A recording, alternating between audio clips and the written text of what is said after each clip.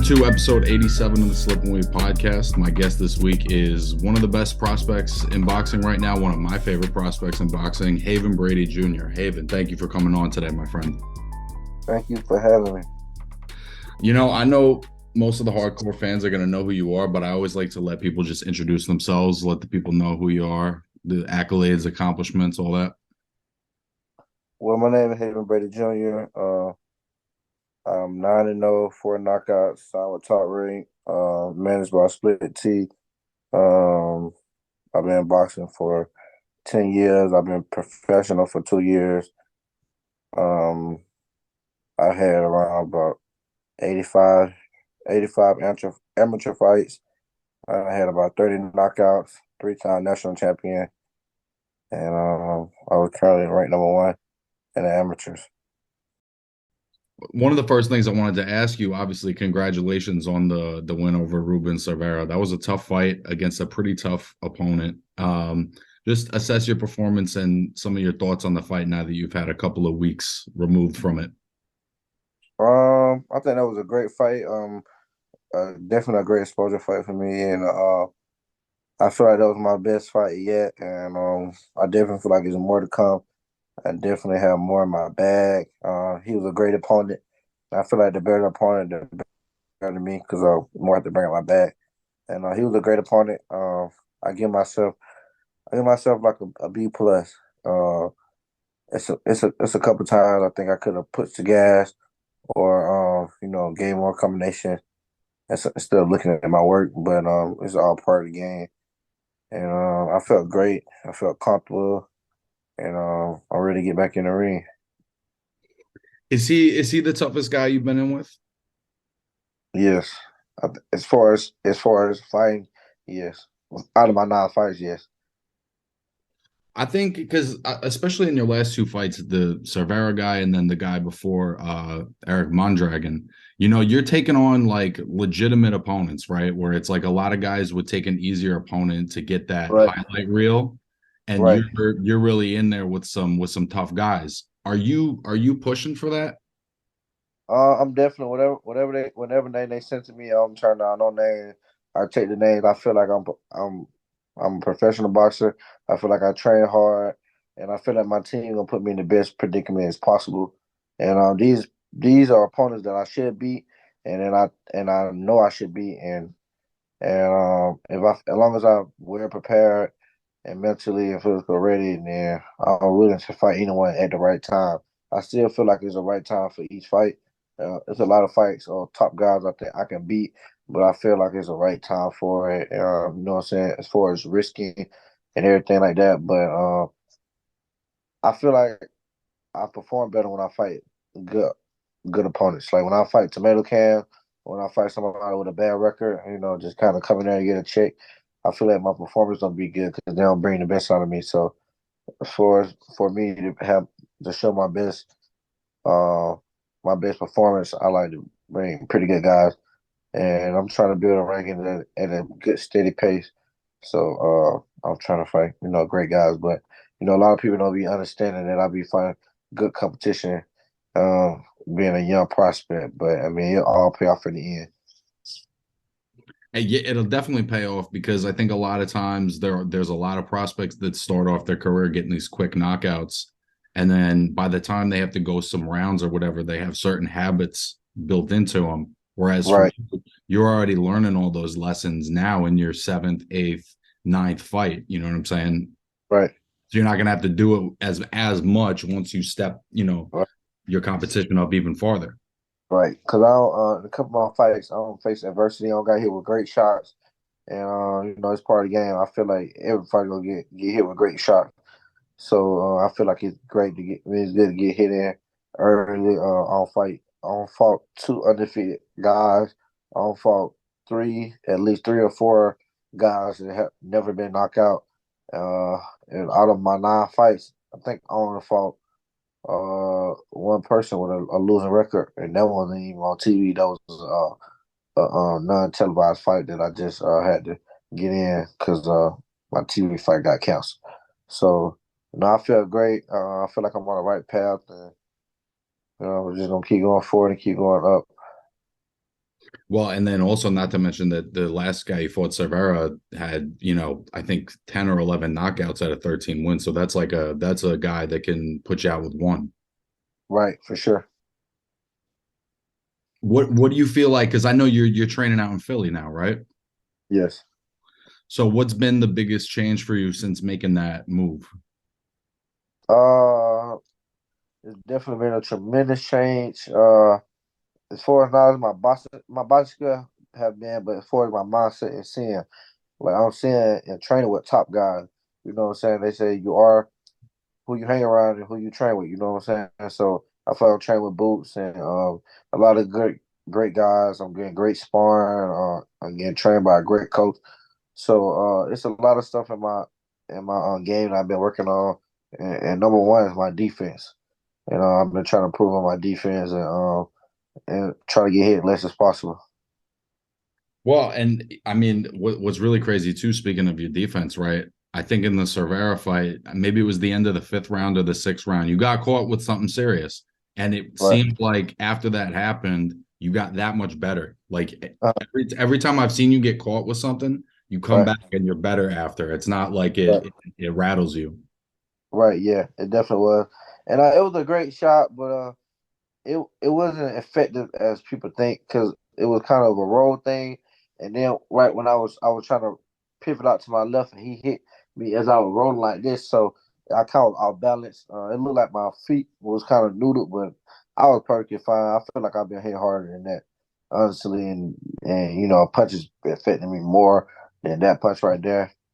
Even in that fight, it was just on how my balance was and things like that. But not taking no away from him. He was a great opponent, and I enjoyed sharing the ring with him.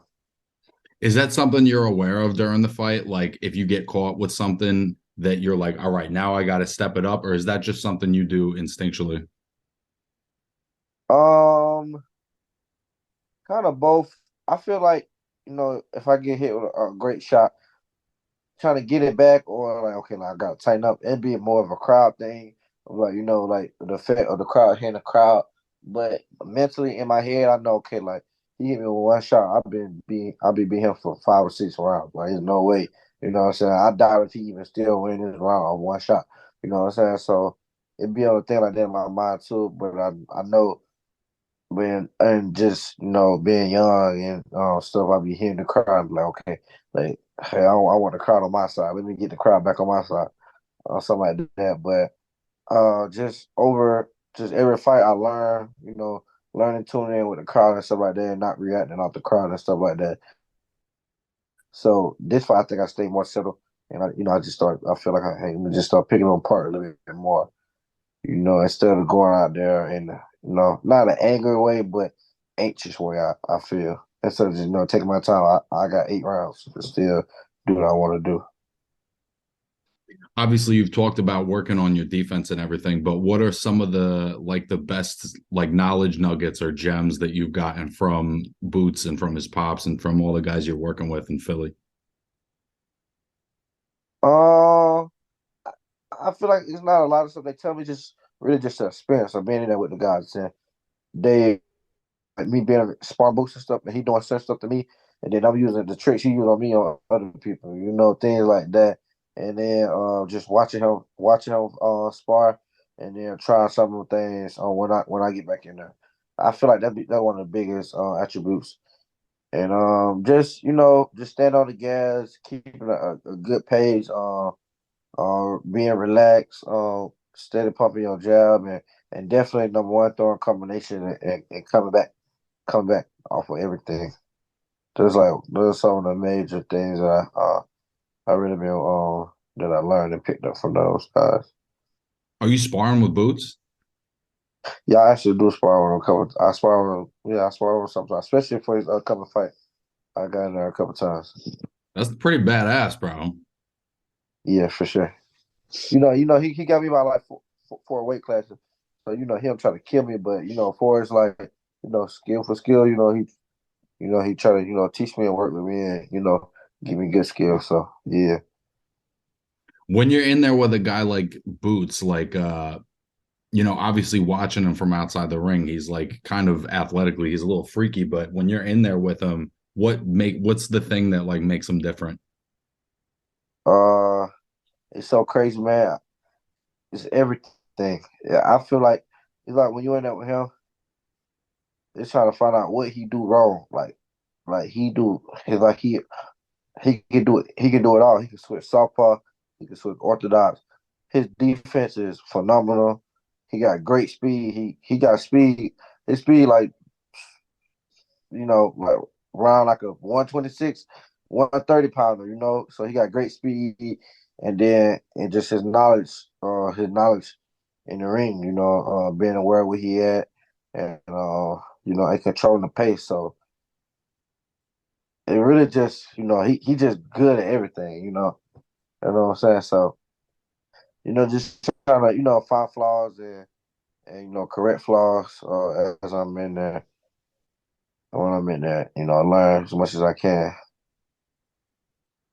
Obviously you're still like a pretty young guy and you're still growing and changing. Do you feel like you're still a 130 pounder? I know I'm sure a lot of people have asked you about this, but it's something that's almost like you have to ask if somebody misses weight. Do you feel like you're still a 130 pounder, or are you ready to be at lightweight? No, I definitely think I'm 130 pounder. I really think I could go back to 26. I think I could. I'll try it one time, but I'm definitely 130 pounds. The reason I just missing weight was just a lot of things prolonged. The days before weigh-ins and stuff was hindering me from working out, and uh, staying on my regimen. I think so. That's the one reason why I made weight. But weight making 130 is not a problem. I know they said a little bit about it on the telecast, I remember, but can you just kind of elaborate on what that was? Because I think sometimes people, they see miss weight and they don't understand that there might actually be circumstances that affect that as opposed to just like somebody's discipline. Right. Definitely no excuse, but leading up until the fight weigh-ins, I flew in from Philly on Wednesday.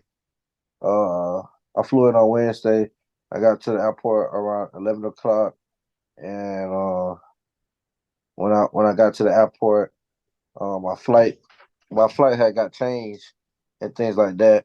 So I saying, from the airport from 11 to like 8 o'clock that day on Wednesday. So I was at the airport. I was at the airport all day. My plane ended up leaving like 8 o'clock. Uh, 8 o'clock, and then I ended up getting in New York around like nine something. And then from New York airport is like a 45 minutes to an hour away from the venue. So I didn't get back to my room till about 11 o'clock. And then when I did get to the airport, my bag had got lost. Like my luggage with all my things in it, with my damn stuff and all my gear had got lost because uh, I was supposed to go to another state. So I guess they sent it to another state instead of transferring it with me. So I ain't had no clothes, no bags, no nothing. I only had like a book bag with just like electronics in it and stuff like that. So when I got back, I still had to go to my room, and then I got up early that Thursday morning to try to go to Walmart because like the part of New York I was in, it was kind of the country.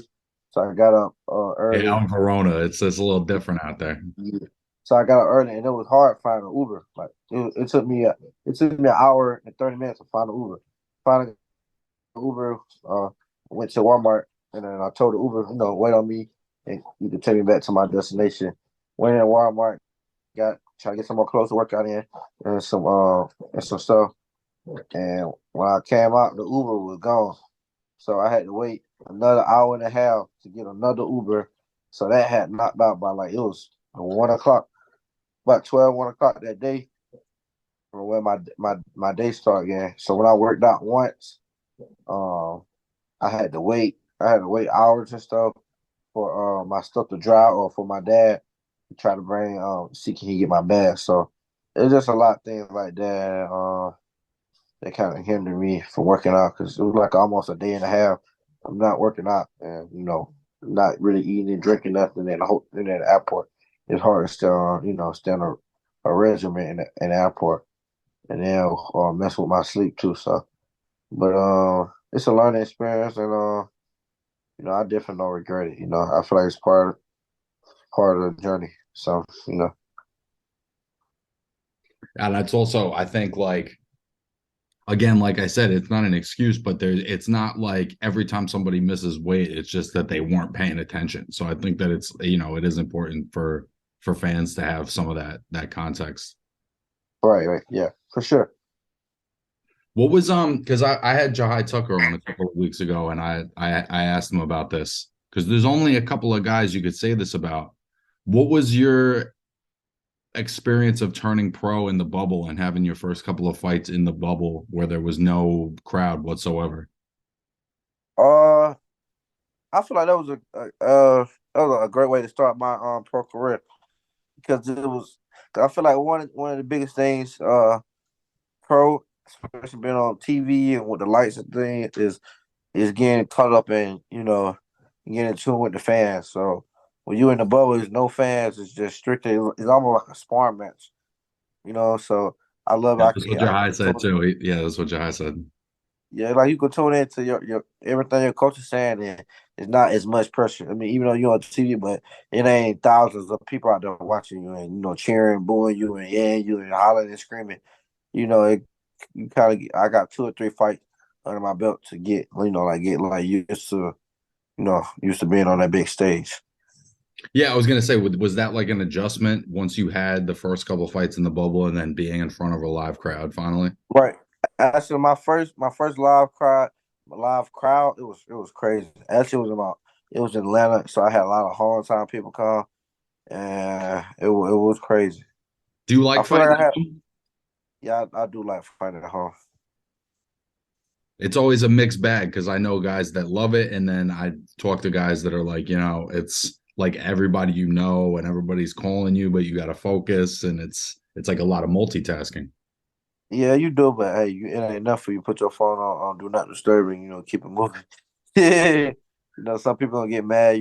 But you gotta have the ones you tune in and the ones that help you get ready for the fight, and playing the most important factor. You know, keeping those in tune. But yeah, definitely.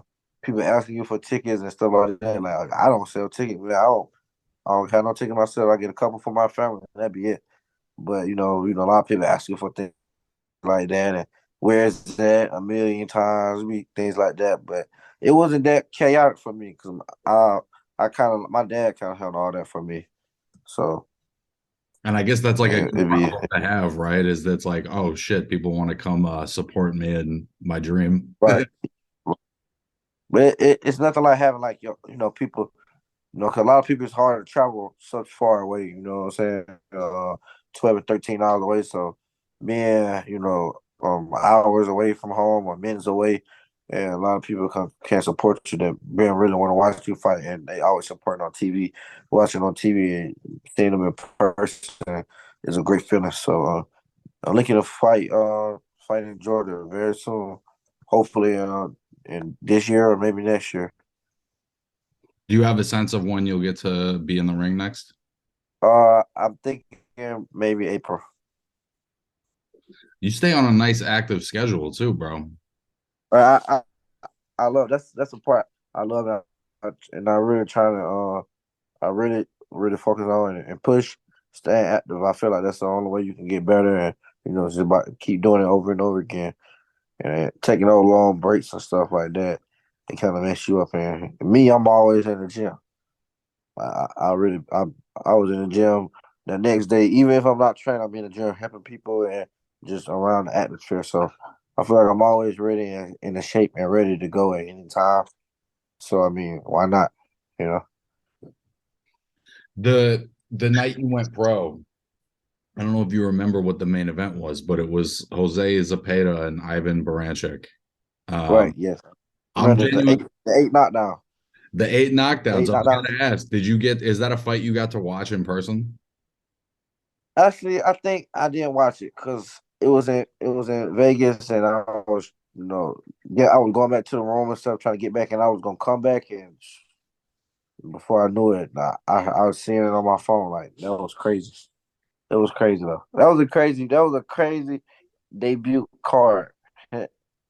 Seriously, I mean that you were a part of a card. I mean that fight was probably like, if I had to guess, that's probably the most notable fight of the whole quarantine period.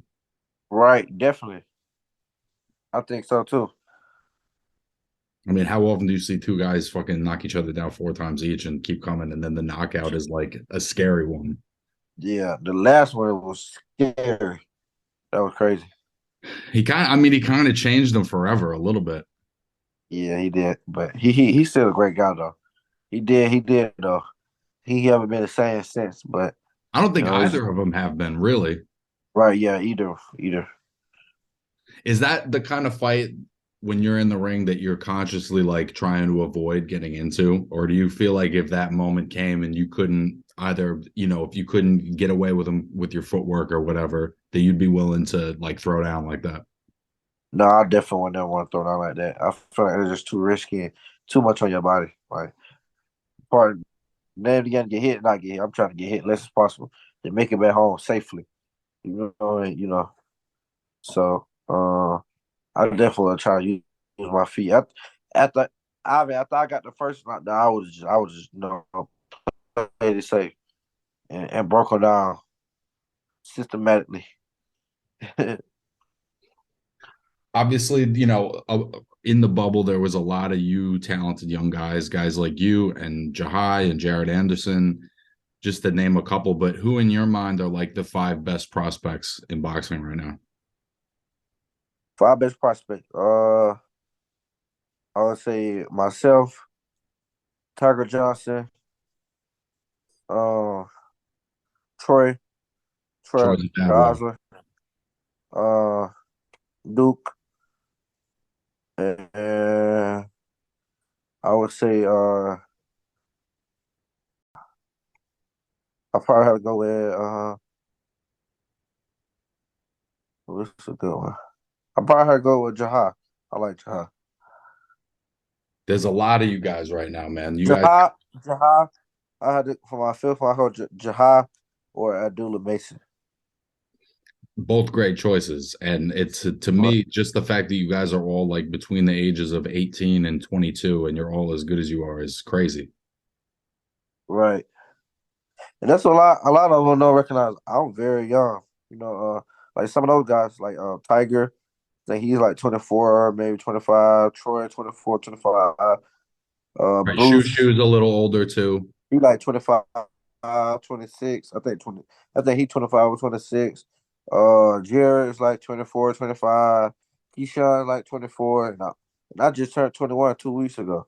So, I'm young and, I figure I get compared to those prospects. Even though we all prospects and we started around the same amount of time, but but I definitely feel like they be figuring how sometimes. But even though I be finding great coverage, Hey, listen, bro, it's a fucking great group of guys to get compared to. Shit. right? Yeah, for sure though, definitely. All those we all of course, and I wish the best for all those guys. They all great talent. They all got great talent. What would be your dream fight right now? I don't have no dream fight. I don't have no dream fight or nobody I want to fight. Like I don't talk a lot. I don't talk a lot or nothing. Like I just love the sport and I just want to be the best I can be and the best to put the gloves on somebody unique and that everyone remember.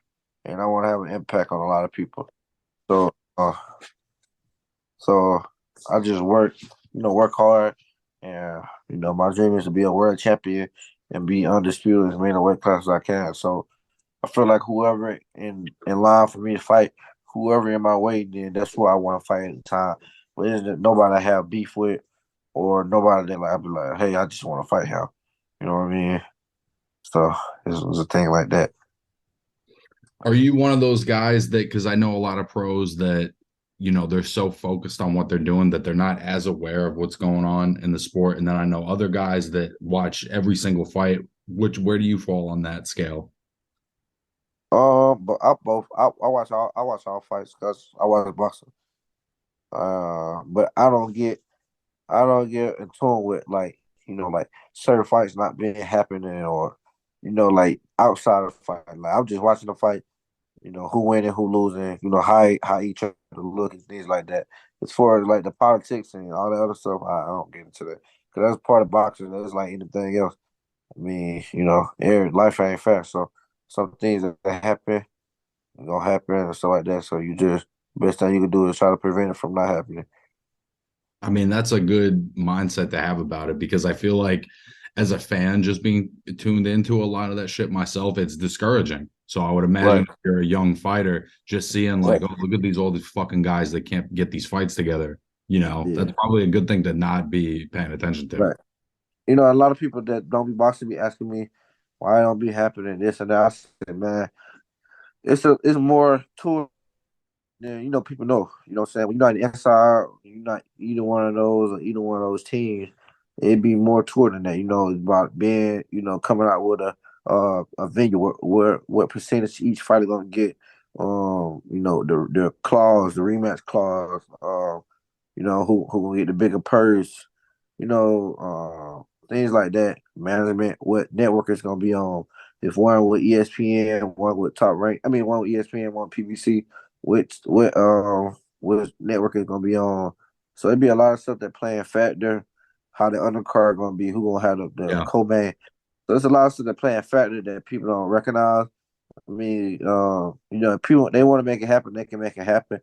But it's just a thing like that. I mean, I feel like the longer fights, some big fights, it takes longer for them to happen. The more money they can make, because the more people are tuning in. They get under the belt to watch it. So I mean, I feel like it's all a money thing at the end of the day. Yeah, boxing is definitely a mo money, mo problems kind of sport where it's Yeah, just like the more money there is in a fight, the more details and specifics. definitely. I guess because it's in your general weight neighborhood, do you have any thoughts on Ray Vargas versus shaquieFoster? I don't know. That's a great fight. I don't know. I don't know what you think. I think it's a great matchup. I think it's a really slept on fight because I don't think Yeah, either of them are huge names, but I think they're yeah, both probably great maybe fight. the two best guys at your weight class. Yep, definitely. But they definitely just not the biggest name, but they're definitely great guys. I think it'll be a great fight. I'm looking forward to see it. And I think Vargas is an especially tricky guy just from being like almost 6 feet tall. Have you had to Right. fight anybody at that height? I haven't. I haven't fought one that. Is that how would you approach, especially because that's so rare at your weight classes? How would you approach a fight against a guy his size? Um, definitely. There's only one way is stay in close and go and break them down to the body. There's no other way. To really play it. Not standing outside with me, man. Him being almost 2 times my size for it in length. So I mean, it's just standing inside, working the body, and trying to break them down. I feel like What do you think of Emmanuel Navarrete? uh he's a tricky fighter. I feel like he got his own skill set. And he gonna be very hard to beat for a lot of fighters. Just because how tricky he is. He don't care about getting hit. And That's he gets to take a punch. he's almost like the complete opposite of you, where it's like everything you do is like in a sense, a lot of what you do is what you would show a young fighter, like, yo, this is how you do it. And then with him, he kind of throws Yeah, all those rules out the window and he's throwing uppercuts right, from halfway across the ring and shit. You know what I right. mean? Definitely.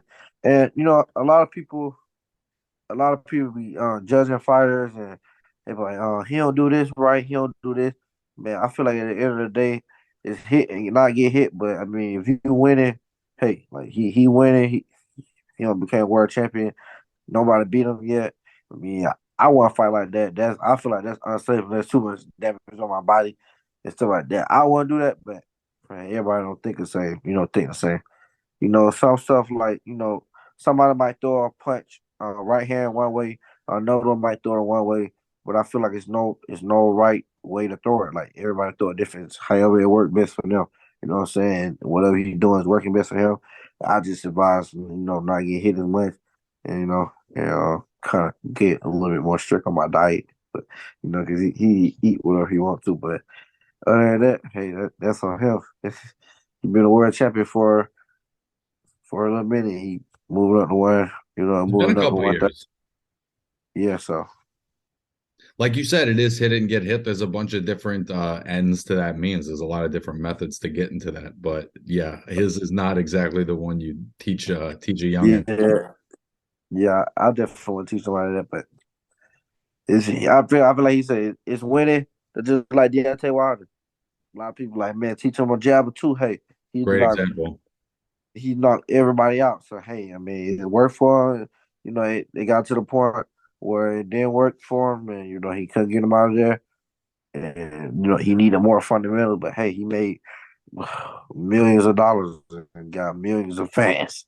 You know what I mean? So I don't know what to say about it. This is another thing I always like to ask young fighters, but give me the current Haven Brady training playlist. A playlist. Um, that's a great question.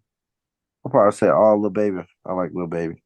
That's so, dude. I literally talked to another fighter today, and that was the first thing they said was the new Lil Baby album.